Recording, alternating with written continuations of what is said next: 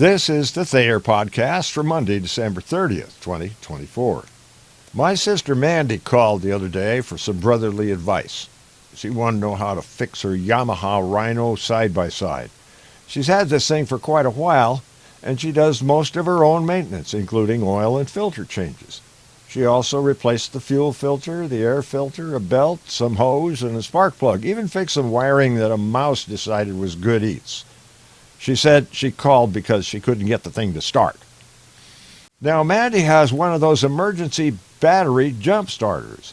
She said she hooked it up and the thing started right up and ran just fine.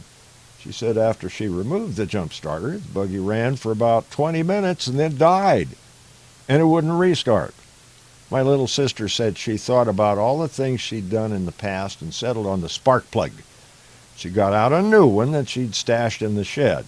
It's a tight fit, but she got it in the hole. However, she said, when she turned it, the spark plug threads wouldn't engage in the engine block. She turned and she turned and she turned some more, and nothing happened. My dear little sister finally pulled the plug out and discovered the threads wouldn't take because she had it in upside down. Guess what? That wasn't it. The engine in one of those UTVs, as they're called, is a little bigger than the kind that comes in a lawn tractor or a rider mower.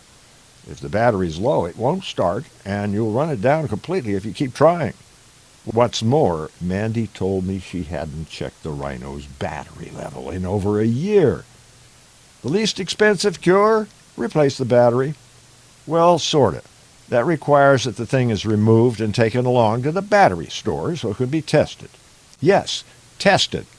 Most automotive parts stores, like Pep Boys, O'Reilly, Napa, and AutoZone, will test an old battery before selling a new one. They'll take an old one in place of what's called a core charge, so they want to be sure it's not completely shot. This is a good thing, because in addition to providing that core credit, the test can also determine whether the vehicle needs a charging device like an alternator or magneto instead of a battery.